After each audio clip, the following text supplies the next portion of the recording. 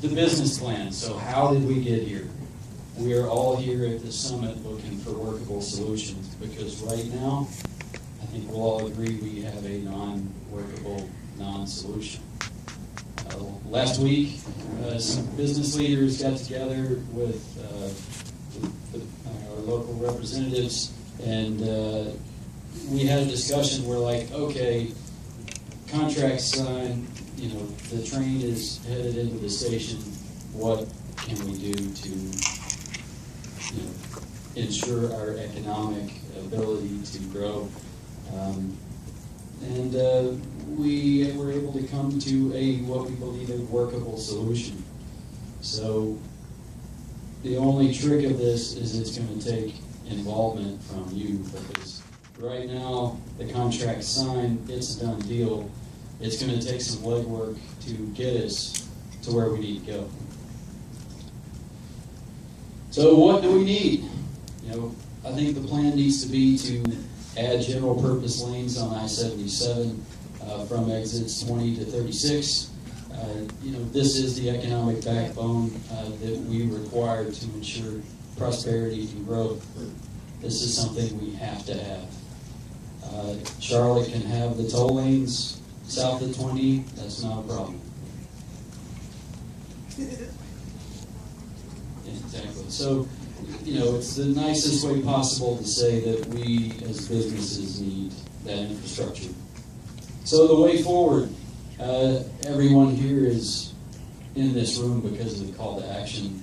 That's awesome. And I'm glad I'm not just crazy. So the way forward, we can attempt to defund the express lanes. That's going to take pretty much a total business involvement. Every business needs to contact their local representatives and let them know what the consequences are, what the economic outlook is if we aren't able to follow our business plan. And then, okay, stopping the toll lanes, what's the other element of that? Because I can tell you firsthand after being at one of the meetings in Charlotte, yes, that process would take a long time.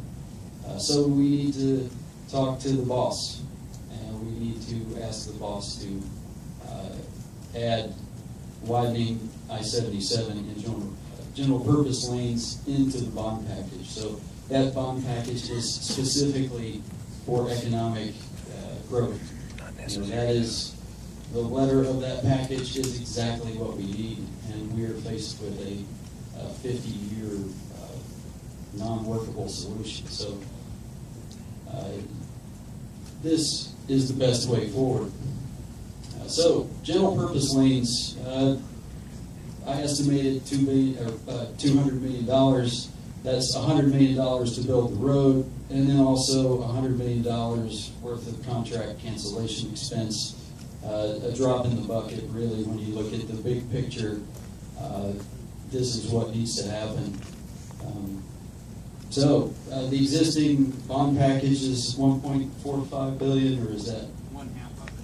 Half of it. Okay, so it's around $3 billion. Add another $200 million is pocket change for the amount of development and economic growth that this would spur. So, honestly, defunding the I-77 toll lanes could completely pay for the bond package alone in tax revenue.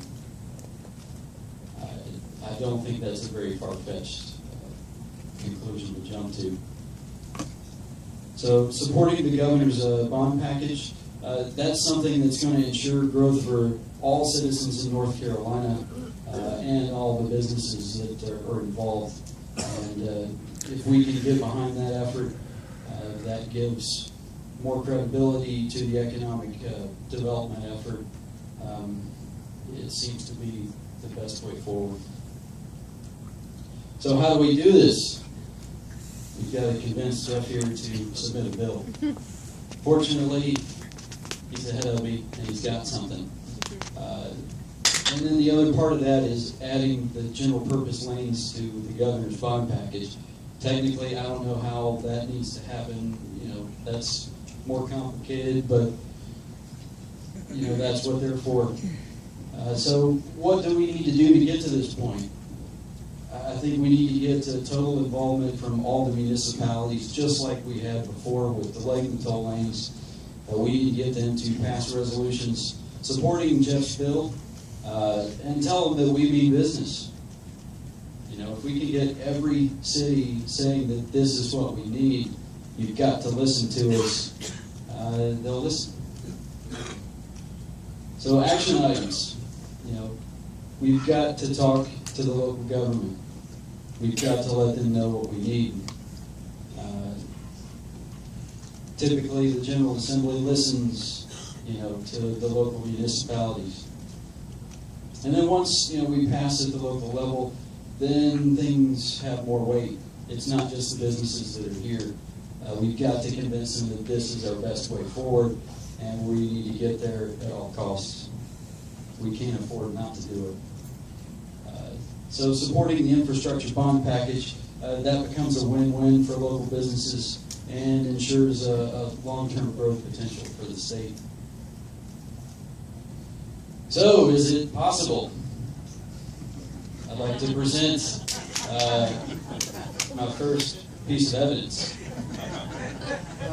Well, there's a will, there's a way, and I'm hoping this room is the way, and just the beginning. So, I'll sum this up. A week ago, we were very happy that in an 8-0 vote, Mecklenburg County Commissioners, representing 1 million people, said delay. And the next day, they signed the contract. And the next day, Matt called me and said, we cannot allow this to happen. What do we do? And I called my good friend Jeff Tart. Ironically, on the way to Greenville, North Carolina, on I-40, which was wide open and no one was there, as I rode in there at night, and it's about 8 o'clock on I-40 in the evening, and Senator Tart said, well, here's what we can do. He said, I can take a bill that I'm holding, and I will submit it, asking the legislature to defund the toll project from exit around mile marker 20 north. But here's what you have to do. You have to get me 4 towns with resolutions in support for me to have a chance of even getting this before a committee. I said, Jeff, I think I can do that. Let me think about it. So on Thursday morning, I called him and I said, okay, I think we can do that, but then what do we do? He said, well, then you got to convince a whole lot of people in the state legislature. And I said, well, I think I know how to do that. Let me call you back. And I called Matt. I said, Matt, here's what I've got to have. I have to have enough power from the business community in North Mecklenburg and Iredell County that Raleigh and the governor have to listen to. The city of Charlotte Chamber says it's a great idea, but the city of Charlotte Chamber does not live in North Mecklenburg and Iredell County. So it's incumbent upon the dormant power that we have here. Do you think you can marshal enough of the business community to help me help Jeff, and then together we will go out and we'll help ourselves and we'll help the governor get his bond package perhaps through the legislature.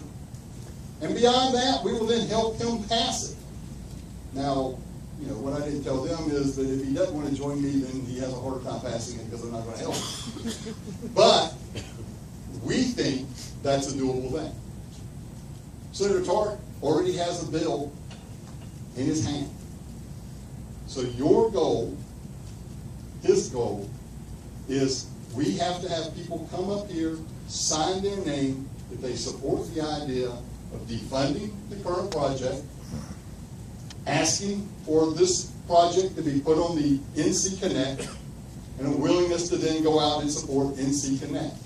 And it can't just be the people in this room, it's got to be other players. We have to convince Lowe's Corporation that this is a good thing for them, and Ingersoll Rand. And the NASCAR community has figured this out, and they have already been supportive, and I'm counting on them to be equally and more so.